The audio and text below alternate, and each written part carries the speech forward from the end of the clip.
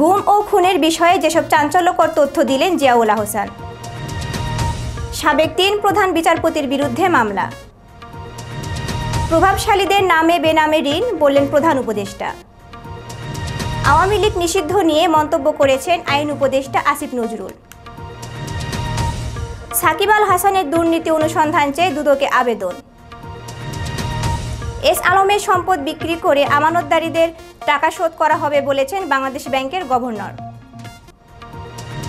ছাত্র জনতার আন্দোলনে শিক্ষার্থী সজল হত্যায় হাসিনা কাদের সহ 22 জনের বিরুদ্ধে মামলা। বৈষম্য বিরোধী আন্দোলনে হত্যাকাণ্ডের বিচার বিভাগীয় তদন্ত কমিশন বাতিল। বন্যায় মৃত্যুর সংখ্যা আরও বেড়েছে। শুনছিলেন সংবাদ শিরোনাম, এবার বিস্তারিত। গুম ও খুনের বিষয়ে যেসব চাঞ্চল্যকর তথ্য দিলেন জিয়াউল আহসান। গুম ও খুনের বিষয়ে বিভিন্ন তথ্য দিয়েছে ন্যাশনাল টেলিকমিউনিকেশন মনিটরিং সেন্টারের সাবেক মহাপরিচালক মেজর জেনারেল অবসরপ্রাপ্ত জিয়াউল আহসান। গুম খুন সহ অনেক স্পর্শকাতর বিষয়ে জিজ্ঞাসাবাদ করা হয় জিয়াউল আহসানকে। ডিবির জিজ্ঞাসাবাদে তিনি বলেন, নিজ উদ্যোগে তিনি কিছুই করেননি। তাকে যেভাবে নির্দেশনা দেওয়া হয়েছে তিনি সেভাবে কাজ করেছেন। তার কাছে নির্দেশনা আসতো একেবারে শীর্ষ পর্যায় থেকে। কিছু কিছু বিষয়ে সাবেক স্বরাষ্ট্রমন্ত্রী আসাদুজ্জামান খান কামাল নির্দেশনা দিতেন। জিয়াউল আহসান ডিবিকে আরও জানান, আওয়ামী লীগ নেতা শামীম ওসমানকে সুবিধা দিতে স্থানীয় আওয়ামী লীগ নেতাদের নির্দেশেই বহুল আলোচিত নারায়ণগঞ্জের 7 খুনের ঘটনা ঘটানো হয়েছে। সাবেক 3 প্রধান বিচারপতির বিরুদ্ধে মামলা দায়ের করা হয়েছে। আদালত অবমাননার অভিযোগে সাবেক প্রধান বিচারপতি সৈয়দ মাহমুদ হোসেন, সাবেক প্রধান বিচারপতি হাসান ফয়েজ সিদ্দিকী ও সাবেক প্রধান বিচারপতি ওবায়দুল হাসান সহ 7 বিচারপতির বিরুদ্ধে মামলা দায়ের করা হয়েছে। সুপ্রিম কোর্টের আইনজীবী অ্যাডভোকেট ইউনুস আলী আকন্দ হাইকোর্টের সংশ্লিষ্ট শাখায় এই মামলা দায়ের করেন।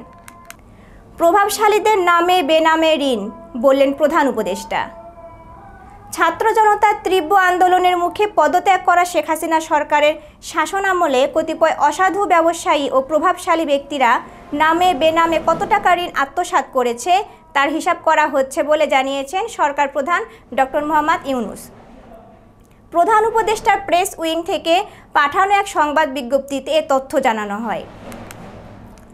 আওয়ামী লীগ নিষিদ্ধ নিয়ে মন্তব্য করেছেন আইন উপদেষ্টা আসিফ নজরুল। দল হিসেবে আওয়ামী লীগকে নিষিদ্ধ করা সমীচীন হবে না বলে মন্তব্য করেছেন আইন উপদেষ্টা আসিফ নজরুল। তিনি বলেন, সংবিধান অনুসারে সংগঠন করার স্বাধীনতা আছে। আওয়ামী লীগ বাংলাদেশের স্বাধীনতা সংগ্রামে নেতৃত্বদানকারী দল।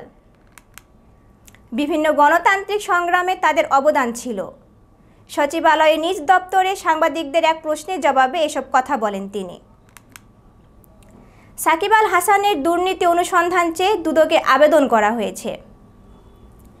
বাংলাদেশের জাতীয় ক্রিকেট দলের অলরাউন্ডার সাকিব আল হাসানের বিরুদ্ধে শেয়ার বাজার কেলেঙ্কারি সহ 6 অভিযোগ অনুসন্ধানের জন্য দুর্নীতি দমন কমিশনে আবেদন করেছেন একজন আইনজীবী।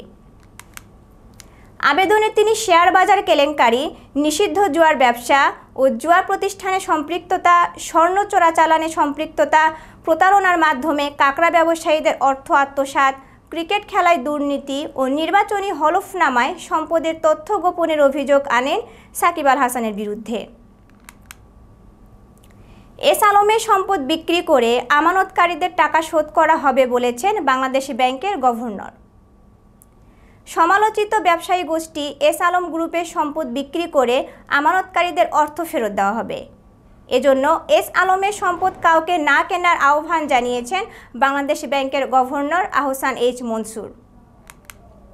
রাজধানীর মতিঝিলে বাংলাদেশ ব্যাংকে এক সংবাদ সম্মেলনে এসব কথা বলেন গভর্নর আহসান এইচ মনসুর।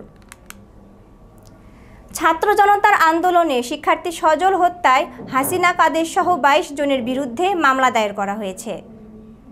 এক দফা দাবিতে ছাত্র জনতার আন্দোলনের সময় গত 5 অগাস্ট আশুলিয়া থানার সামনে সিটি ইউনিভার্সিটির শিক্ষার্থী সাজ্জাদ হোসেন সজলের মৃত্যুর ঘটনায় সাবেক প্রধানমন্ত্রী শেখ হাসিনা সহ 22 জনের বিরুদ্ধে মামলা হয়েছে।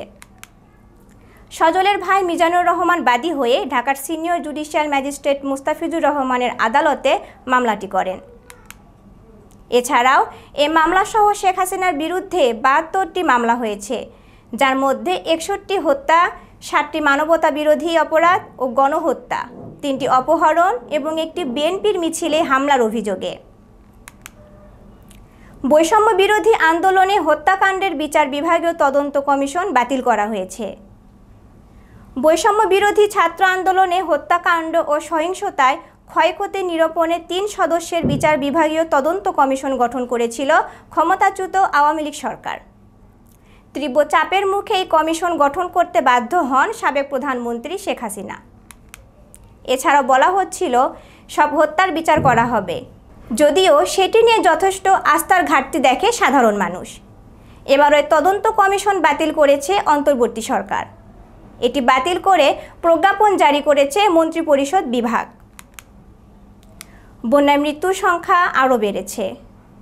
দেশের 11টি জেলায় বন্যার মৃত্যুর সংখ্যা আরও বেড়েছে।